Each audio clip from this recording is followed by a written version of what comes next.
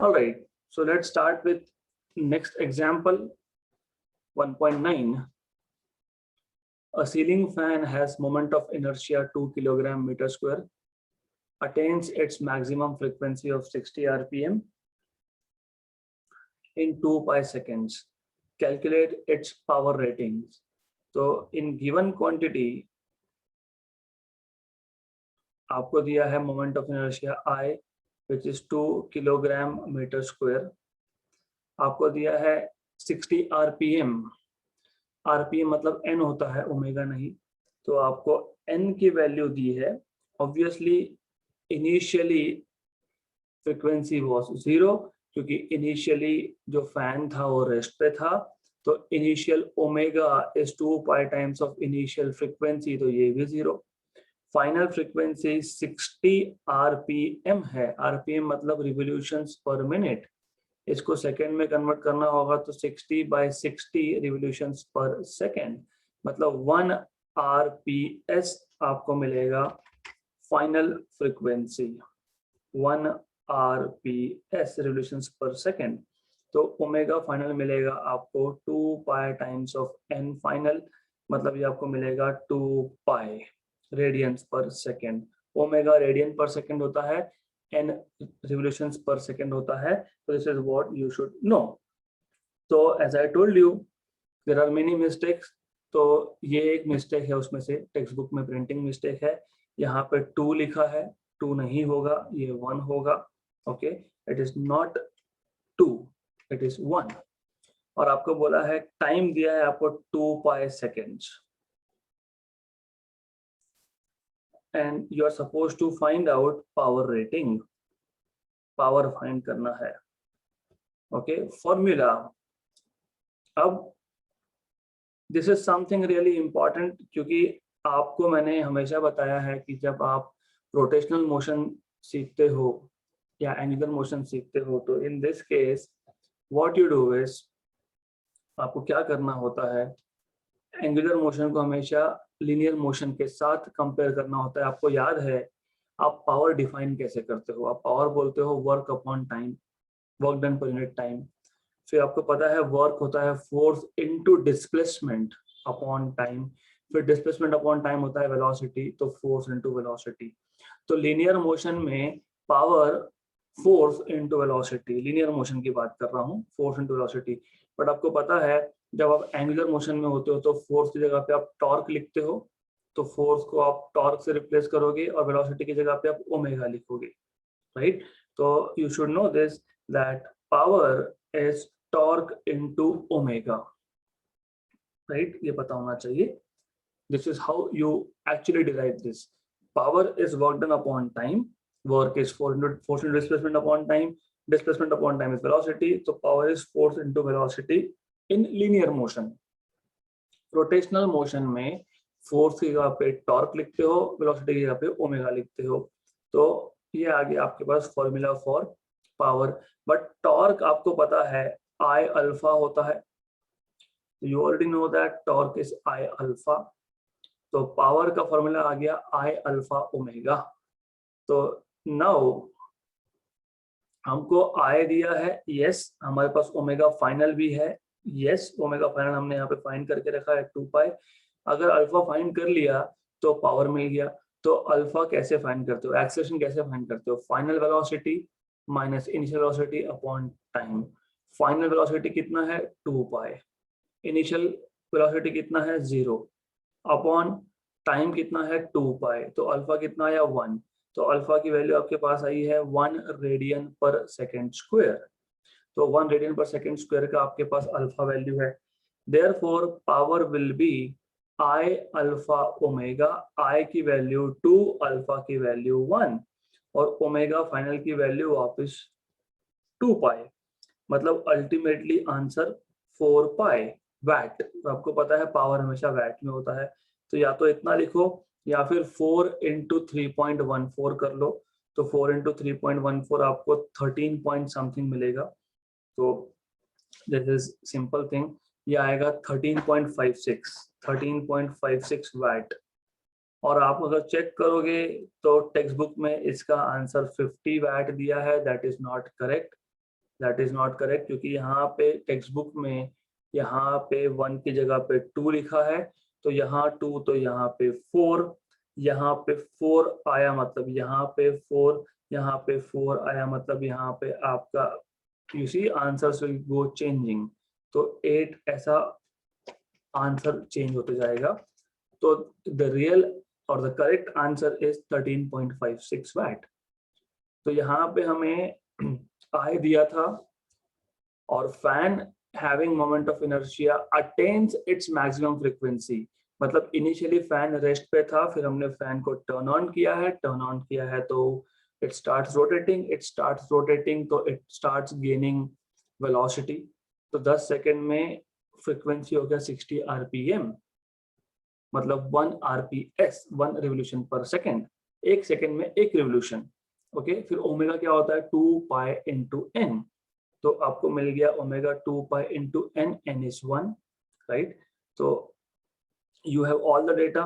फिर आपको सिर्फ पावर का इक्वेशन फॉर्मूला कैसे बनाते हैं मैंने अभी बताया आपको, बेसिक चीजें थी।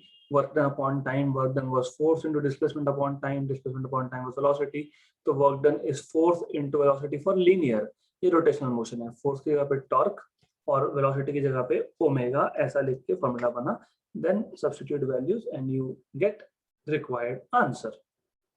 Okay, तो ऐसा ये क्वेश्चन सॉल्व होता है। Next question, now from this question onwards हम लोग स्टार्ट कर रहे हैं टू सॉल्व, ये जो है ये अनसॉल्व्ड प्रॉब्लम है आपके प्रैक्टिस न्यूमेरिकल्स जो टेक्स्ट बुक में दिए होते हैं। So we are now starting with practice numericals and these are very important, so you need to pay proper attention here. Question number 12,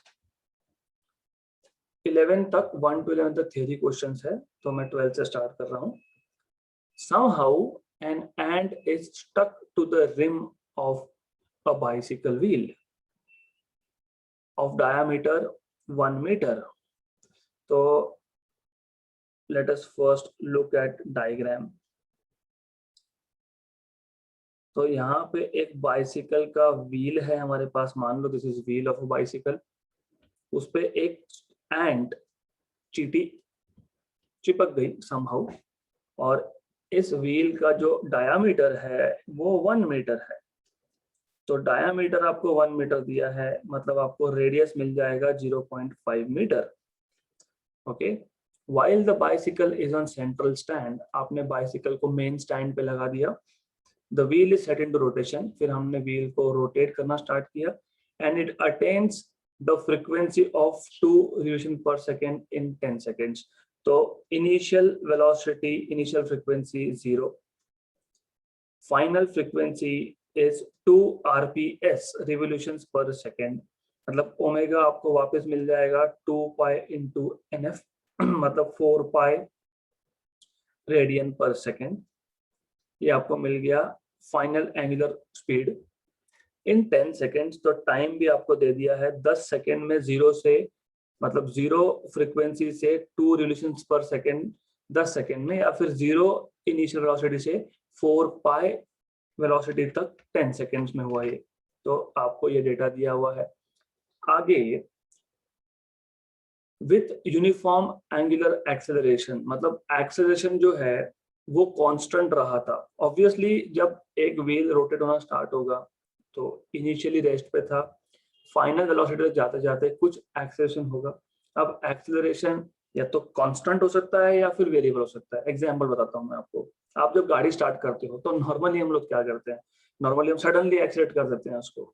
तो हम जब गाड़ी चलाते हैं तो एक्सेलरेशन कांस्टेंट नहीं होता है हमारा, बिकॉज हर एक सेकंड में rate of change of velocity same नहीं होता है, राइट। पर इस केस में, व्हील के केस में, जो rate of change of angular velocity है वो कांस्टेंट है, इसलिए यूनिफॉर्म एंगुलर एक्सेलरेशन बोला है। कैलकुलेट नंबर 1, आपको फाइंड क्या करना है। सबसे पहले आपको फाइंड करने के लिए बोला है number of revolutions completed by ant in 10 seconds. तो जैसे व्हील रोटेट होगा तो ये एंट भी रोटेट होगा, तो 10 सेकेंड में इस एंट ने कितने रिवोल्यूशंस परफॉर्म किए वो आपको पूछा है। तो number n in 10 seconds. Number of revolutions n in 10 seconds. तो मैं पूरा लिख देता हूँ, number of revolutions in 10 seconds. दूसरा आपको क्या फाइंड करना है, time taken by it for first complete revolution, मतलब एंड का पहला रिवोल्यूशन जो था, ऐसा ये पहला रिवोल्यूशन, तो इस पहले रिवोल्यूशन के लिए कितना टाइम लगा होगा, तो टाइम फॉर फर्स्ट रिवोल्यूशन, मैं इसको बोलता हूँ T first, okay, T first पहले रिवोल्यूशन के लिए. Then time taken by it for the last complete revolution. Last complete, total revolutions कितने हैं पहले वो निकाल लो. हमको जो क्वेश्चन कैसे पूछा है, पहले ये पूछा है कितने रिवोल्यूशंस, फिर पूछा है पहले रिवोल्यूशन के लिए कितना टाइम लगा, फिर पूछा है लास्ट के लिए कितना लगा. तो time for last revolution, time for last revolution, that is late us से टी लास्ट, ऐसा मैं बोल देता हूँ उसको. तो ये फाइंड करना है, राइट. तो now I will directly start with solution and will not write down formulas here, क्योंकि फॉर्मूलाज हम बना लेंगे क्वेश्चन सॉल्व करते वक्त. तो कैसे करना है इसको सॉल्व, बहुत सिंपल सी चीज है. सबसे पहले हमें यहाँ पे कुछ मेंशन किया गया था, यूनिफॉर्म एंगुलर एक्सेलरेशन. तो हम एक काम करेंगे, हम स्टार्ट करेंगे by finding out value of alpha. कैसे करेंगे, if you remember equations of kinematics, final velocity u equal v equal to initial u plus at, final velocity equal to initial plus at, v equal to u plus at. इसी को मैं angular form में लिख सकता हूँ. तो we can write down omega final equal to omega initial plus alpha T. Omega final 4 pi है, omega initial 0 है, अल्फा फाइंड करना है, टी 10 सेकेंड्स है. तो आपको यहां से मिल जाएगा alpha equal to 4 pi by 10, और अल्फा रेडियन पर सेकेंड स्क्वायर में होता है. तो आपको अल्फा की वैल्यू मिल गई. ये कहाँ पे काम में आएगा, you will understand in a while, आपको समझेगा थोड़ी देर में कि क्यों चाहिए. हमको क्या फाइंड करना है, number of revolutions in 10 seconds. एक चीज आपको पता होनी चाहिए, एक रिवोल्यूशन मतलब 2 पाई रेडियंस 360 डिग्री. मतलब जब ये जो एंट है, इसने जब एक रिवोल्यूशन कंप्लीट किया था, तो टोटल एंगल कितना कवर किया, 2 पाई. दो रिवोल्यूशन में कितना किया, 2 इंटू 2 पाई मतलब 4 पाई. तीसरे में कितना किया, 3 इंटू 2 पाई, 4 इंटू 2 पाई, 5 इंटू 2 पाई. मैं ऐसा क्यों बता रहा हूं, मैं ऐसा इसलिए बता रहा हूं कि अगर आपको टोटल एंगुलर डिस्प्लेसमेंट पता लग गया, तो आप टोटल एंगुलर डिस्प्लेसमेंट से नंबर ऑफ रिवोल्यूशंस फाइंड कर सकते हो. मतलब हमको पहले तो ये फाइंड करना पड़ेगा कि कितना डिस्प्लेसमेंट है. तो वी नो दैट, आपको याद होगा लीनियर मोशन में आपने लिखा होगा s equal to U T plus 1/2 at square. Similarly आप लिखोगे एंगुलर मोशन में s की जगह पे थीटा, u की जगह पे omega initial t plus 1/2 alpha t square. तो आपको एंगुलर मोशन में इक्वेशंस ऑफ काइनेमैटिक्स पता होने चाहिए. अब ओमेगा इनिशियल 0 है ना, यहाँ पे इनिशियल एंगुलर वेलोसिटी 0 है. Therefore theta equal to 0 plus 1/2 alpha. Alpha देखो इसलिए अल्फा फाइंड किया था 4 पाई बाई 10, और टोटल टाइम कितना बोला है हमको, 10 सेकेंड्स बोला है टोटल टाइम 10 सेकेंड्स. तो 10 सेकेंड्स तो 10 स्क्वायर, ये और ये कैंसल, 1 जा एंड 2 जा, तो टोटल आपको मिल गया 20 पाई. तो देयरफॉर टोटल एंगल आपको मिल गया 20 पाई रेडियंस. ओके, तो 20 पाई radiance is total displacement, right. तो अब टोटल डिस्प्लेसमेंट 20 पाई है, तो टोटल नंबर ऑफ रिवोल्यूशंस कितने होंगे? 10. क्यों? Because as I told you, total number of revolutions कैसे निकालते हो? टोटल नंबर ऑफ रिवोल्यूशंस हम लोग कैसे फाइंड करते हैं? n कैसे फाइंड करते हैं? हम टोटल डिस्प्लेसमेंट देखते हैं अपॉन 2 पाई। तो टोटल डिस्प्लेसमेंट कितना था? 20 pi upon 2 pi, that is equal to 10। तो टोटल नंबर ऑफ रिवोल्यूशंस कितने आ गए? 10। अब ऐसा क्यों बता रहा हूं मैं? देखो, मैंने अभी अभी बताया आपको, just now I told you, एक रिवोल्यूशन में एंगल कितना? 2 पाई, 2 में कितना? 2 इंटू 2 पाई, 3 में कितना? 3 इंटू 2 पाई, 4 में कितना? 4 इंटू 2 पाई, मतलब 8 पाई, 5 में कितना? 10 पाई, 6 में कितना? 12 पाई, 7 में 14, 8 रिवोल्यूशन में 16 पाई, 18 पाई और 10 के बाद 20 पाई। तो देखो हमारे पास एंगल 20 पाई था, यस, मतलब कितने रिवोल्यूशन हुए? कैसे निकालेंगे? टोटल डिस्प्लेसमेंट को 2 पाई से डिवाइड कर दो, क्योंकि एक रिवोल्यूशन में 2 पाई होता है, राइट? तो अगर एंगल आपके पास 20 पाई है तो 20 पाई को 2 पाई से डिवाइड कर दिया तो मुझे मिल गया नंबर ऑफ रिवोल्यूशंस। तो टोटल एंगल कितना था? 20 पाई। तो रिवोल्यूशंस कितने होंगे? 10। हमारे पास टोटल नंबर ऑफ रिवोल्यूशंस कितने हैं? 10। तो देखो अब यहाँ पे आंसर में दिया है क्या? 10 रिवोल्यूशंस। यस, मतलब पहला पैरामीटर जो हमको फाइंड करने के लिए बोला था वो करेक्ट है। We have found it out in a correct way. अब दूसरा देखते हैं। दूसरा क्या पूछा है हमको? हमको पूछा है टाइम फॉर फर्स्ट रिवोल्यूशन, एक पहला रिवोल्यूशन कंप्लीट करने के लिए। तो फॉर फर्स्ट रिवोल्यूशन हमको पता है एक चक्कर में एंगल कितना कवर होगा? 2 पाई, अभी अभी मैंने बताया। For one revolution 2 pi, therefore you can write theta 1 equal to वही s equal to ut plus 1 half at square, मतलब theta equal to omega initial t plus 1 half alpha t square। omega initial 0 था तो 1 half alpha t कौन सा? t first square, क्योंकि पहले ही revolution की बात चल रही है यहाँ पे। तो therefore you will have 2 pi equal to 1 by 2। Alpha हमने 4 पाई बाय 10 फाइंड करके रखा था, टी फर्स्ट स्क्वायर, तो ये तो निकालना ही है। तो 1 जा 2 जा ये और ये भी cancel, therefore you will have T first square equal to 10। Therefore you will have T first equal to under root of 10 seconds. Under root of 10 seconds आ जाएगा आपके पास आंसर। तो लेट अस सी, है क्या? Yes, T first is under root of 10 seconds, तो that is correct, ये सही है। अब आपको पूछा है लास्ट रिवोल्यूशन, तो this is something really important. क्यों? क्योंकि लास्ट रिवोल्यूशन के लिए हम कैसे सॉल्व करेंगे? देखो हम क्या करेंगे, हम बोलेंगे कि लास्ट रिवोल्यूशन मतलब देखो अभी 10 रिवोल्यूशन हो रहे हैं ना, 1 2 3 4 5 अप टू 10, तो लास्ट कैसे फाइंड करोगे? हम क्या करेंगे, हम टोटल 10 रिवोल्यूशन का टाइम निकाल लेंगे। सो ये चीज बहुत इंपॉर्टेंट है। फॉर लास्ट रिवोल्यूशन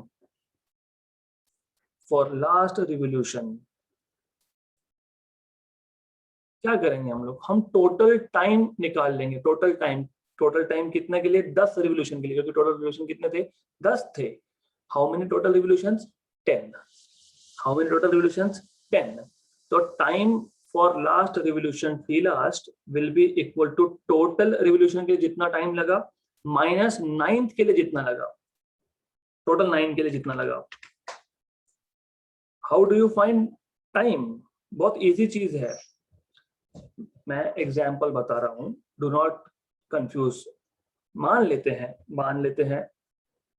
पहले रिवोल्यूशन को लगा 1 सेकेंड, है ना, दूसरे को लगा वापस 1 सेकेंड, मैं जस्ट एग्जांपल दे रहा हूँ, तीसरे को लगा 1 सेकेंड, चौथे को लगा वापस 1 सेकेंड, तो टोटल 10 रिवोल्यूशन को कितना टाइम लगेगा? 10 सेकेंड्स। गुड। लास्ट को 10th रिवोल्यूशन को कितना टाइम लगेगा? तो आप क्या करोगे, total time for 10 revolution minus time for 9 revolution, this will give you time for 10th last revolution. तो वही करने वाले हैं हम लोग. टोटल टाइम कितना बोला है? 10 सेकेंड बोला है हमको. T9 फाइंड करेंगे फिर. बट एज यू नो, क्या पता है हमको? थीटा 9 इज इक्वल टू वापस वही omega initial T plus 1/2 alpha T square T9 square. लेकिन ओमेगा इनिशियल 0 था, इनिशियली रेस्ट पे था व्हील, तो ये आ गया फॉर्मूला. 9 रिवोल्यूशन में कितना एंगल कवर होगा? टोटल 18 पाई. 2 पाई 2 इंटू 2 पाई 2 के लिए, 3 इंटू 2 पाई थर्ड के लिए, 4 इंटू 2 पाई 4 के लिए, 9 के लिए कितना? 9 इंटू 2 पाई 1/2 और अल्फा था 4 पाई बाई 10 और T9 स्क्वायर. तो 1 जा 2 जा 1 कैंसल, तो आपको मिल गया time for total 9 revolution square equal to 90. मतलब आपको मिल गया यहाँ से time for 9 revolution equal to root of 90. Root of 90 मतलब 3, 9 इंटू 10, तो 9 इंटू 10 मतलब 3√10. तो total time for 9 revolution is 3√10. Therefore, time taken for last revolution is equal to total time minus time for 9 revolutions. Total time था आपके पास 10 seconds. बोला ही है, question में ही बोला है, क्वेश्चन में ही बोला है टोटल टाइम 10 seconds है. So it is in question itself. तो आपको ध्यान देना है क्वेश्चन पे. Okay, so this is 10 minus 3√10. Okay, तो ये इंपॉर्टेंट है. 3√10, 3 into √10, that is if I am not wrong 9.89 के आसपास आता है ये. तो 3 into √10 इज इन 9.89 आता है. Yes, so this is 9.89 something. तो आपको मिल जाएगा 0.11 second. So time taken for the last revolution is 0.11 second.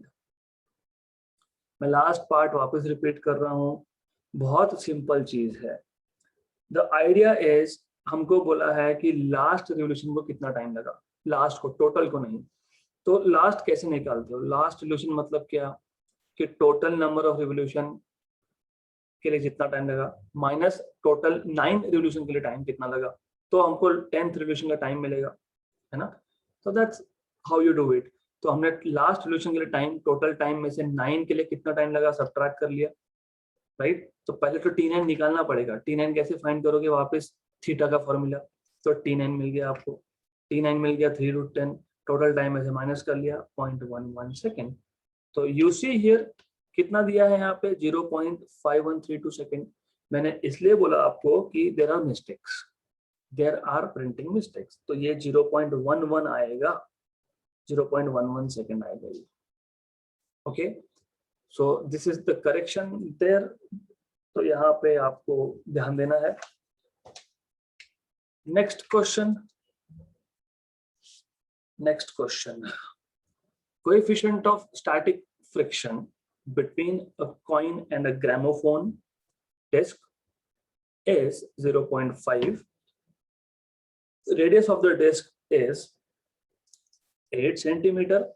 Initially, the center of the coin is pi centimeter away from the center of the disc. At what minimum frequency will it start slipping from there? By what factor will the answer change if the coin is almost at the rim? Okay, तो सबसे पहले यहाँ पे आपको ये समझना है. Okay, before we start solving question, gramophone क्या होता है मैं बता देता हूँ. In older days, आज से 30-40 साल पहले म्यूजिक प्लेयर नहीं होते थे. I mean, अभी आपके पास you have a lot of new technology. आप मोबाइल फोन्स में म्यूजिक सुनते हो. ओके, और इससे पहले होता था वॉकमैन, जिसमें आप कैसेट्स डालते थे. इससे पहले ओके, तो उससे पहले क्या था? तो उससे पहले ग्रामोफोन्स थे. What is gramophone? Gramophone is something like आपके पास एक डिस्क है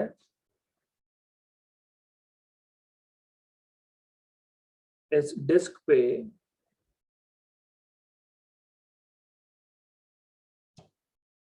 एक पॉइंटर होता था, so you use to have a pointer. तो मतलब ये जो डिस्क है इस पे रिकॉर्डिंग किया होता था, मतलब it is kind of recorded, और जब वो पॉइंटर टच करेगा तो वो पॉइंटर से you will hear some music, right. तो एनीवेज जस्ट स्ट्रक्चर बताना चाहिए। इस पे एक कॉइन रखा हुआ है, दिस इज द कॉइन। मान लेते हैं ये ग्रामोफोन का सेंटर है। ग्रामोफोन का आपको बताया है रेडियस, तो ग्रामोफोन का रेडियस आपको बताया है 8 सेंटीमीटर। सो लेट मी से this R is 8 centimetre, okay. And जो कॉइन है, कॉइन का जो सेंटर है ये ग्रामोफोन के सेंटर से इनिशियली जो है वो पाई सेंटीमीटर पे है, मतलब initial distance, this distance is pi, okay. So you need to know this initial distance from here is pi. तो कॉइन का सेंटर और ग्रामोफोन का सेंटर ये पाई सेंटीमीटर डिस्टेंस पे है। ऐसा जरूरी क्यों है? क्योंकि आपको पता है जब ग्रामोफोन रोटेट होगा, मतलब जो डिस्क रोटेट होगा, तो कॉइन सर्कुलर मोशन परफॉर्म करेगा, और कॉइन का सर्कुलर मोशन का रेडियस होगा पाई centimetre, okay. So the radius of circular motion performed by this coin will be pi centimeter. तो इनिशियली आपको इतना पता होना चाहिए। अब आगे जो बोला है ये बहुत इंपॉर्टेंट है। With what minimum frequency will it start slipping? Start slipping मतलब अगर आपको फ्रिक्शन के कॉन्सेप्ट याद है अब, तो जब तक स्टैटिक फ्रिक्शन ओवरकम नहीं होता, जब तक स्टैटिक फ्रिक्शन ओवरकम नहीं होता तब तक कॉइन जो है वो मूव नहीं होगा, ओके। तो कॉइन को मूव अगर होना है, मतलब कॉइन को अगर बाहर की तरफ मूव होना है, तो स्टैटिक फ्रिक्शन ओवरकम होना चाहिए। स्टैटिक फ्रिक्शन मतलब फोर्स होता है। तो पहले तो ये देखो कि कौन सा फोर्स रिस्पॉन्सिबल होगा, और आपको पता है कि ये सर्कुलर मोशन है। सर्कुलर मोशन में कभी भी सेंट्रीपिटल फोर्स की बात होती है, ओके। तो let me put it one by one now. सबसे पहले जो दिया है वो लिख लेते हैं, फिर आगे हम वापस से क्वेश्चन को प्रॉपरली फ्रेम करके सॉल्व करेंगे, ओके। सो गिवन में क्या है? Radius of gramophone 8 centimetre, radius of circular motion pi centimetre, coefficient of static friction mu s 0.5, okay. इतना आपको दिया है, और वैल्यू ऑफ जी आपको बोला है पाई स्क्वायर यूज करना है एंड नॉट 9.8। तो इतना आपको बताया गया है। हमको फाइंड करने के लिए क्या बोला है? हमको फाइंड करने के लिए बोला है minimum frequency n minimum, okay. पहला तो ये फाइंड करने के लिए बोला है। दूसरा, bye what factor the answer will change, मतलब अगर कॉइन पाई सेंटीमीटर पे ना होते हुए अगर कॉइन डायरेक्टली रिम पे होता, मतलब कॉइन डायरेक्टली आपका डिस्क के एंड पे होता, सर्कमफरेंस पे होता, तो आपका आंसर चेंज कैसे होता, ये आपको पूछा है, ओके। तो हाँ, मैं ऐसा बोलूंगा दैट मिनिमम फ्रीक्वेंसी 1 और दूसरे केस में फाइंड करना है मिनिमम फ्रीक्वेंसी 2। तो 1 और 2 अगर कंफ्यूज हो तो ऐसा भी लिख सकते हो, minimum frequency at distance small r and minimum frequency at distance capital R, ऐसा भी लिख सकते हो आप, okay. Now how to solve this? I am not writing formulas here because I will write when solving. तो मैंने आपको बताया already, I have told you slipping का मतलब जो भी फोर्स कॉइन पे लग रहा है वो फ्रिक्शनल फोर्स से ज्यादा है, इसलिए मोशन स्टार्ट हुआ। तो फ्रिक्शन पता होना बहुत जरूरी है। मैं जिनको नहीं पता उनको बता देता हूँ। मान लेते हैं एक टेबल पे एक ऑब्जेक्ट रखा हुआ है, हमने ऑब्जेक्ट पे फोर्स लगाया और ऑब्जेक्ट मूव नहीं हो रहा। क्यों नहीं हो रहा? क्योंकि जो अप्लाइड फोर्स है वो applied force less than static friction है ना, लेस देन और इक्वल टू स्टैटिक फ्रिक्शन है। ये ऑब्जेक्ट मूव होना कब स्टार्ट होगा? जब अप्लाइड फोर्स F ये ग्रेटर होगा स्टैटिक फ्रिक्शन से। फ्रिक्शन ओवरकम जब तक नहीं होता तब तक ऑब्जेक्ट मूव नहीं होता। तो यहाँ पे सिमिलर केस है। Okay, so similar case, when the coin does not slip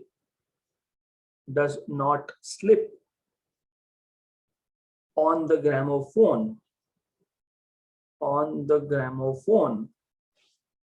slip नहीं होगा मतलब दैट इज सेंट्रीफ्यूगल फोर्स या सेंट्रीपिटल फोर्स आप बोल सकते हो। That is, you can say either centrifugal force और centripetal force. That is necessary centripetal force is less than equal to force of static friction। ऐसा क्यों लिखा है मैंने ऐसा इसके लिए लिखा है, मैंने आपको अभी भी बताया कि अगर ऑब्जेक्ट को मूव होना है तो ऑब्जेक्ट पे जो फोर्स है, अप्लाइड फोर्स जो भी होगा, वो स्टैटिक फ्रिक्शन के फोर्स से ज्यादा होना चाहिए। और ऑब्जेक्ट पे हम तो फोर्स लगा नहीं रहे, मतलब कॉइन पे तो हम फोर्स लगा नहीं रहे, तो कॉइन पे फोर्स कहाँ से आ रहा है? कॉइन पे फोर्स इसलिए आ रहा है क्योंकि ग्रामोफोन रोटेट हो रहा है, मतलब कॉइन सर्कुलर मोशन परफॉर्म कर रहा है। सर्कुलर मोशन परफॉर्म कर रहा है मतलब वहां पे सेंट्रीपिटल फोर्स होना चाहिए। तो इन शॉर्ट यहाँ पे सेंट्रीपिटल फोर्स की वजह से मोशन स्टार्ट होगा। ओके, अगर centripetal force less than static friction है तो नो मोशन। सेंट्रीपिटल फोर्स अगर ग्रेटर देन स्टैटिक फ्रिक्शन है तो मोशन स्टार्ट होगा, मतलब कॉइन जो है वो बाहर की तरफ मूव होना स्टार्ट होगा। तो पहला case, centripetal force is less than, मतलब there is no motion. Okay, so centripetal force क्या होता है? अगर आपको याद होगा 3 फॉर्मूला लिखा था आपने, mv²/r, mv ओमेगा या फिर mr ओमेगा स्क्वायर। तो mr omega square is less than equal to static friction का फोर्स क्या होता है? Mu times of normal reaction. Okay, mr omega होता है 2 pi times of frequency square, less than equal to mu times mu s. Normal reaction क्या होता है? mg, m cancel, और this is 4 pi square n square r less than equal to mu s ji. Important ये है कि less than equal to का मतलब समझना चाहिए। लास्ट सॉल्व एग्जांपल 1.5 में भी ये प्रॉब्लम हो रहा था कि आपको रेशियोज, इक्वालिटीज, इनइक्वालिटीज, प्रोपोर्शनलिटीज, लिमिट्स, ये थोड़ा सा बेसिक्स क्लियर करना पड़ेगा।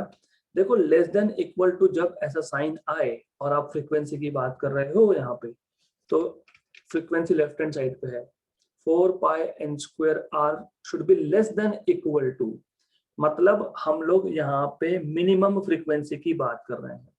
We are talking about minimum frequency in this case.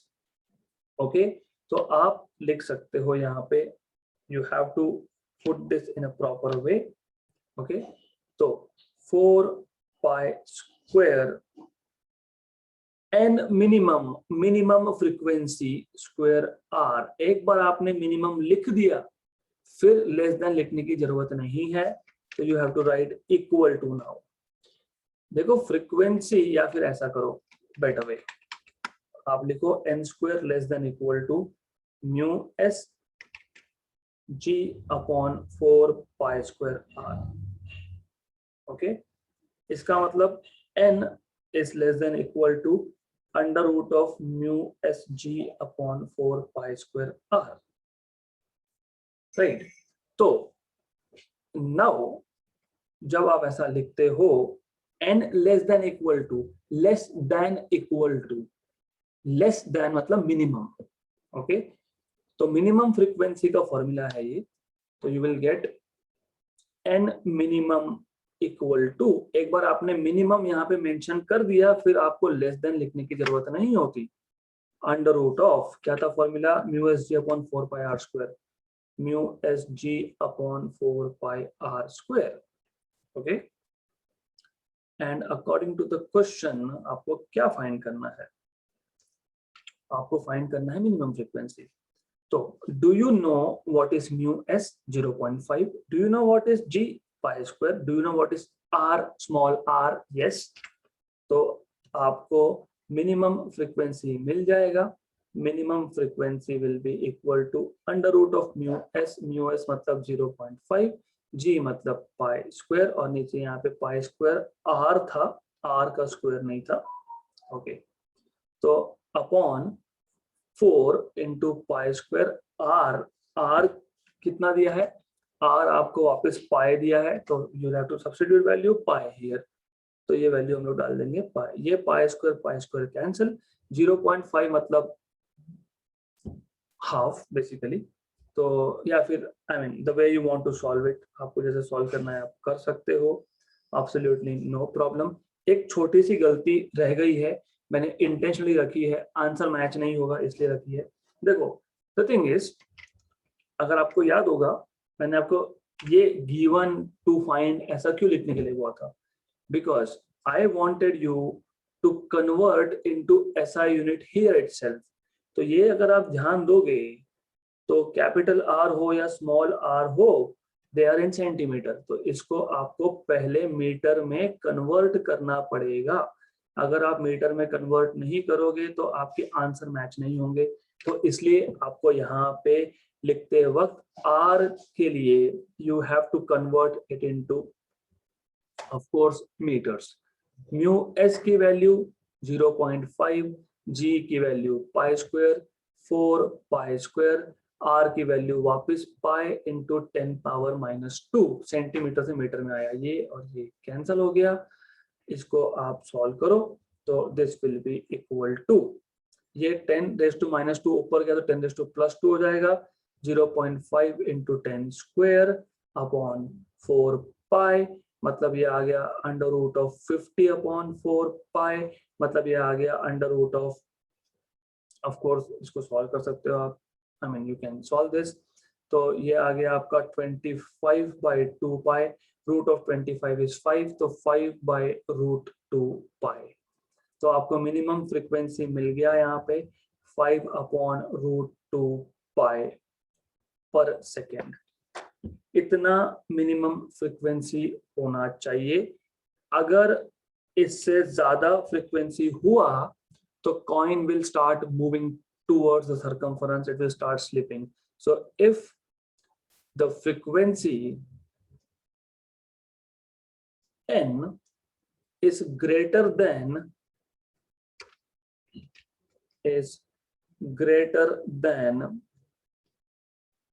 n minimum, that is 5/√2 pi, the coin will start slipping.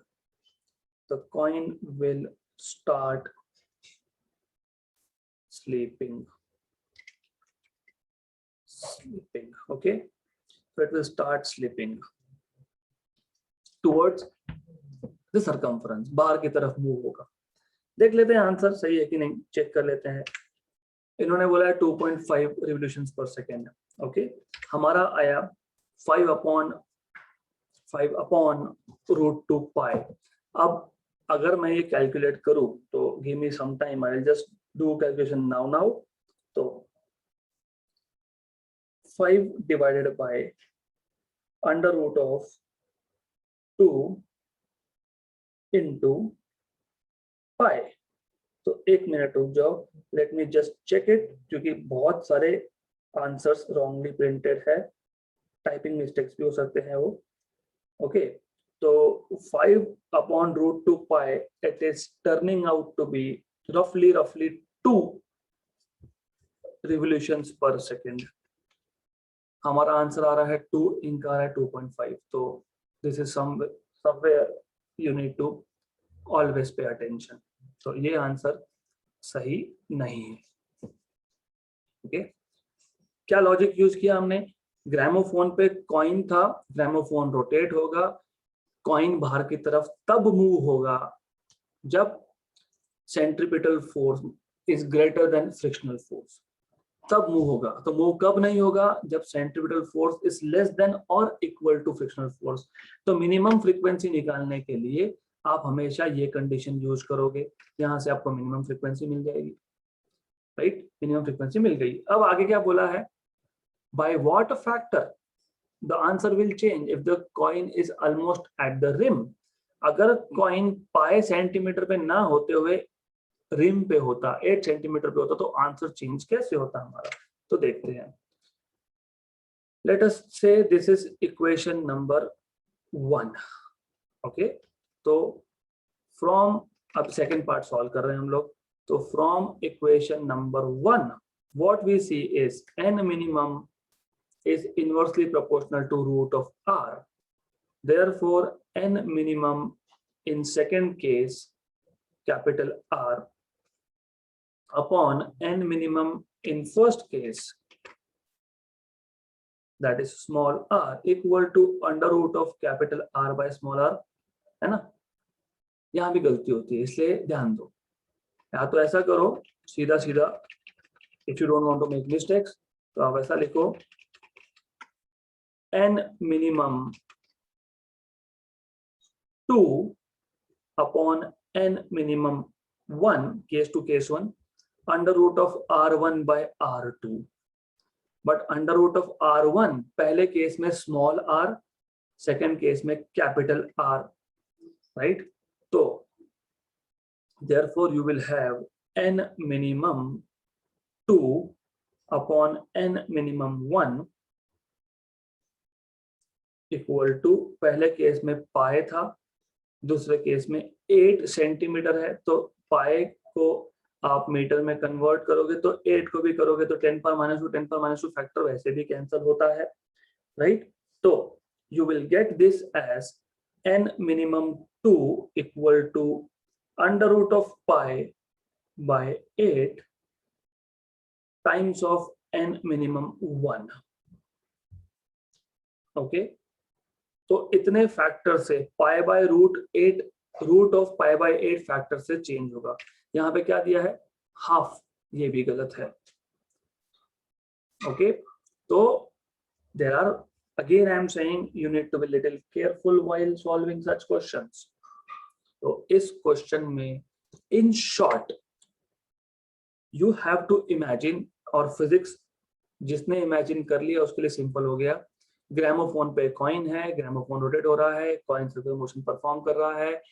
अगर कॉइन और ग्रामोफोन में फ्रिक्शन ओवरकम हो गया तो कॉइन जो है वो बाहर की तरफ मूव होगा। तो कॉइन रेस्ट पे कब रहेगा, मतलब जब बाहर की तरफ मूव, स्लिप कब नहीं होगा, वो तब नहीं होगा जब स्टैटिक फ्रिक्शन ओवरकम नहीं हुआ। मतलब सेंट्रीपिटल या सेंट्रीफ्यूगल फोर्स जो भी है वो लेस देन स्टैटिक फ्रिक्शन है। तो इससे आपने फाइंड कर ली minimum frequency for which the coin does not slip outwards, okay। then आपको पूछा है कि अगर कॉइन पाई सेंटीमीटर की जगह पे अगर रिम पे होता, रिम मतलब बाउंड्री पे होता, तो कितने फैक्टर से चेंज होता। तो हमने देखा इक्वेशन 1 से that minimum frequency is inversely proportional to root of radius. तो फिर n2 by n1 is root of r1 by r2 root of r by capital R, तो रूट ऑफ पाई बाय 8, तो pi by 8 under root pi by 8 factor से answer आपका change होगा, and not half factor से नहीं, but it will change by a factor of under root of pi by 8, okay.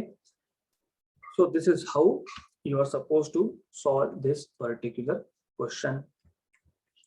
Next and last question for today, 14th number. Part of racing track is to be designed for curvature of 72 meter. मतलब racing track है तो उसको हम ऐसा design कर रहे हैं, something like this, और इसका जो रेडियस ऑफ कर्वेचर होगा 72 2 सेंटीमीटर का रेडियस ऑफ कर्वेचर है, 72 मीटर का, not centimetre. We are not recommending the vehicle to drive faster than 216 kilometre per hour. उनका सजेशन ये है कि जो भी कार चला रहा है, ड्राइवर है, 216 किलोमीटर पर आवर के ऊपर मत जाओ। With what angle should the road be tilted? तो angle of inclination, angle of banking, okay, angle of banking कितना करना पड़ेगा? By what height will its outer edge with respect to inner edge be raised if the track is 10 meter wide? तो सबसे पहले track 10 metre wide मतलब width of road दिया है आपको, तो विड्थ ऑफ रोड आपको 10 मीटर बोला है, और आपको पूछा है कि कितना एंगल ऑफ बैंकिंग करना पड़ेगा। तो एंगल ऑफ बैंकिंग का कॉन्सेप्ट याद होना चाहिए। ये आपके पास रोड है, हॉरिजॉन्टल रोड है, राइट, ओके, इसका विड्थ है 10 और फिर हमने इस रोड को बैंक कर दिया, ऊपर उठा लिया। तो यू शुड नो दैट ये भी 10 मीटर ही आने वाला है। This is also going to be 10 metre. तो दिस इज 10 मीटर। अगर आपको याद होगा, इसको हमने S से डिनोट किया था, we have denoted this by S। ये एंगल है थीटा, और ये जो हाइट की बात चल रही है यहाँ पे, this is that height H। तो ये हाइट है यहाँ पे H, ओके, राइट। तो क्या क्या दिया है पहले लिख लेते हैं। Given quantities, radius of curvature of the racing track. ये आप रोड को फ्रंट से देख रहे हो, फ्रंट से तो कोई भी रोड आपको ऐसा ही दिखने वाला है और एलिवेटेड है। ये जो है, ये आप जब आसमान से देखते हो ऊपर से, तो आपको कर्वेचर दिखता है ना। जब आप एक रोड पे टर्न मार रहे हो, तो आप टर्न मारे तो आपको तो रोड सीधा सीधा ही दिखेगा, लेकिन जब ऊपर से देखोगे तो कर्वेचर दिखेगा। तो रेडियस ऑफ कर्वेचर 72 मीटर है। मैक्सिमम स्पीड वो जो सजेस्ट कर रहे हैं, that is 216 kilometre per our. Kilometre per our को मीटर पर सेकेंड में कन्वर्जन का फैक्टर पता होना चाहिए। तो 1 किलोमीटर इज 1000 मीटर्स, और 1 आवर, मैं बता देता हूँ, ये चीज हमेशा याद रखना, दिस इज वेरी इंपॉर्टेंट। ये JEE नीट CET हर जगह पे बहुत लगने वाला है। 216 किलोमीटर, किलोमीटर मतलब 1000 मीटर, 1 आवर मतलब 60 मिनट्स, और हर एक मिनट में 60 सेकेंड, तो मीटर पर सेकेंड। तो 1000 अपॉन 3600, ये 5/18 आता है आपका।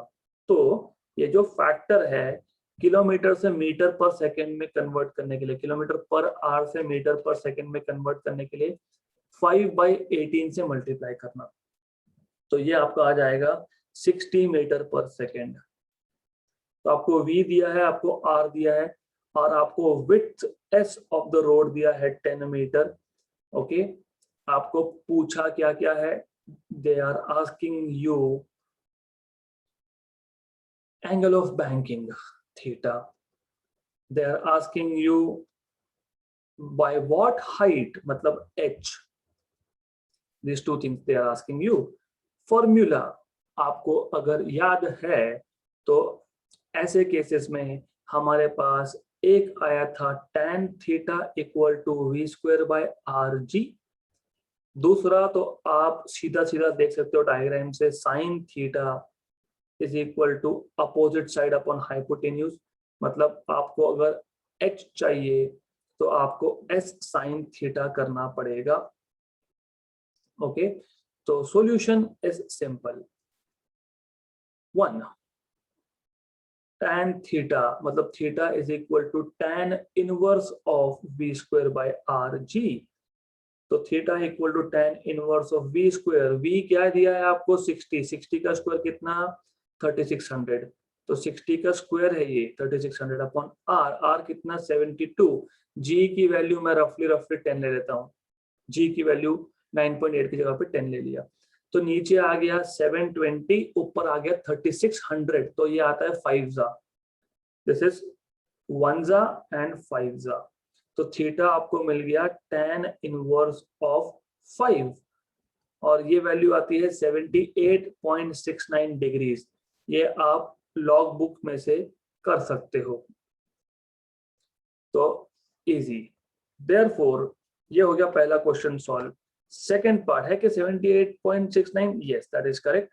सेकंड पार्ट आपको चाहिए h is equal to s sine theta.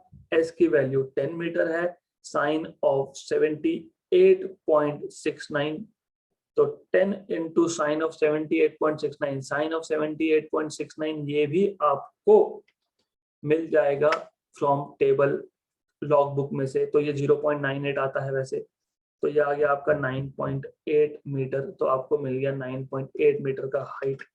तो this question was comparatively simple. तो आपको सिर्फ यहाँ पे बैंकिंग ऑफ रोड के फॉर्मूलाज पता होने चाहिए। बैंकिंग ऑफ रोड का फॉर्मूला एक tan theta equal to v square by rg, दूसरा sin थीटा h अपॉन s।